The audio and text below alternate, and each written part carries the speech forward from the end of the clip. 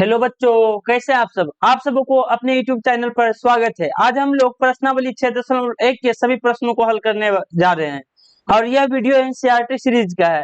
मुझे आशा है कि आप लोगों को यह सीरीज काफी अच्छा लग रहा होगा और मैं इस सीरीज में एनसीईआरटी की सभी प्रश्नों को हल करने जा रहा हूँ। एक भी प्रश्न नहीं छोड़ूंगा। हर एक प्रश्नों का सोल्यूशन आप लोगों के पास होगा दोस्तों, और जो प्रश्न आपसे नहीं बनेगा आप उसे आसानी पूर्वक से देख सकते हैं, बिना किसी झंझट और झमेला के, बिना कोई पेड कोर्स के। सब कुछ आपके लिए फ्री कर रखा हूं दोस्तों। कोई कहीं पर भी किसी प्रकार की परेशानियां नहीं आने दूंगा। आप केवल हमारे साथ जुड़े रहें, आपका 450 प्लस नंबर जरूर आएगा दोस्तों। तो चलिए अब हम लोग प्रश्नों को हल करते हैं। पहला प्रश्न क्या बोल रहा है, यह जो है प्रश्नावली 6.1 है दोस्तों। कोष्टकों में दिए गए शब्दों में से सही शब्दों का प्रयोग करते हुए रिक्त स्थानों को भरिए।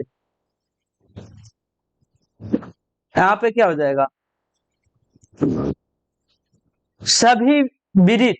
सभी विदित तो बराबर नहीं हो सकते हैं दोस्तों। सभी विदित बराबर नहीं हो सकते हैं, क्योंकि क्योंकि कोई 2 सेंटीमीटर का भी होता है, कोई 10 सेंटीमीटर का भी होता है। तो ये क्या हो जाएगा, समरूप हो जाएगा। क्या हो जाएगा दोस्तों, समरूप। ठीक, क्या हो जाएगा, समरूप। यहाँ पे लिख देते हैं दोस्तों, समरूप।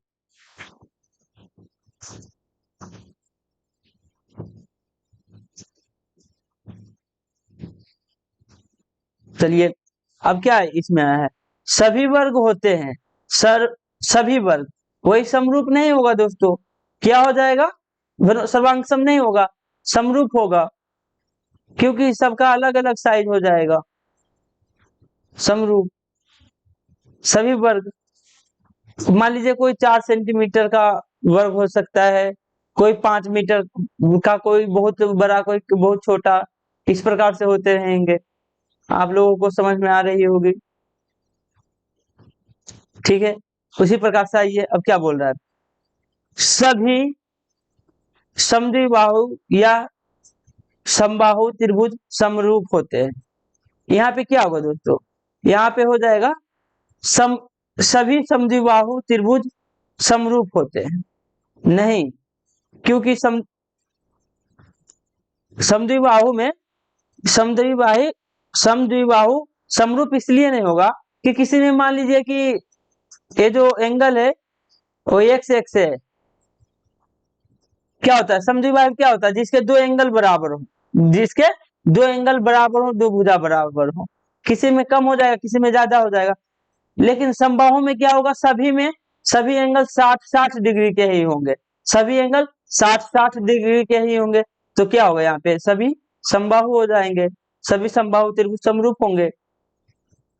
ठीक, अब क्या है, भुजाओं की समान संख्या वाले दो बहुभुज समरूप होते हैं। भुजाओं की समान संख्या वाले दो बहुभुज समरूप होते हैं यदि उनके संगत संगत कोण समान हो। संगत कोण समान हो और उनकी संगत भुजा समानुपाती हो। समानुपाती, बस यही था दोस्तों। उनके जो भुजा रहेंगे वो एक अनुपात में रहेंगे, सब बराबर अनुपात में रहेंगे। और जो उनके और जो उनके कोण है वह बराबर होंगे। तो पहला क्या हो जाएगा, पहला ये हो जाएगा, दूसरा ये होगी। चलिए अगले प्रश्नों को हल करते हैं। क्या बोल रहा है, निम्नलिखित युग्मों के दो भिन्न भिन्न उदाहरण दीजिए। समरूप आकृतियां। समरूप आकृतियां क्या हो सकता है दोस्तों, समरूप आकृतियां का पहला एग्जाम्पल, एग्जाम्पल नंबर पहला लीजिए, सर्कल। सर्कल हमेशा समरूपता का समरूप को निर्देश करेगा दोस्तों। और मान लीजिए क्या, आयत ले लेते हैं।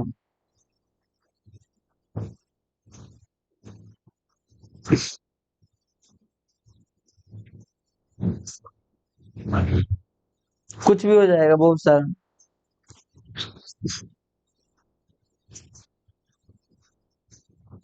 हो गया। ये क्या है, दो वर्ग समरूप है।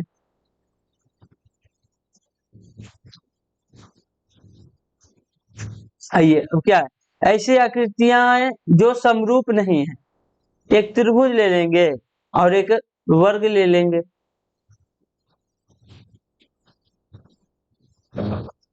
एक त्रिभुज ले लिए और एक वर्ग आयत ले लिए, ये कभी भी समरूप नहीं होगा।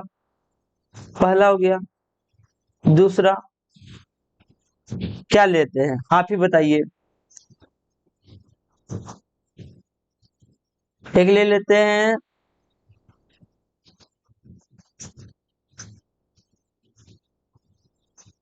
आयत ले लेते हैं और एक त्रिभुज ले लेते हैं। त्रिभुज नहीं, त्रिभुज पहले तो ले चुके हैं। दोनों अलग अलग डिफरेंट ले लेंगे दोस्तों। एक वर्ग, एक सर्कल, वृत्त। वृत्त लग नहीं रहा है, इसे भी अच्छा बना देते हैं। बस हो गया। दोनों के दो एग्जाम्पल बोला था तो दोनों के लिए एक एक एग्जाम्पल ले लिए।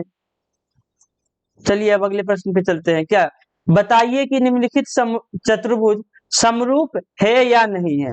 समरूप होने के लिए सबसे पहला क्या होना चाहिए कि कोण जो है बराबर होना चाहिए। कोण तो ये क्या है, एंगल ये 90 डिग्री बना रहा है, यहाँ पे 90 डिग्री नहीं बना रहा है, तो पहले में ही देख लेंगे कि समरूप नहीं होगा। समरूप नहीं होगा, समरूप नहीं है।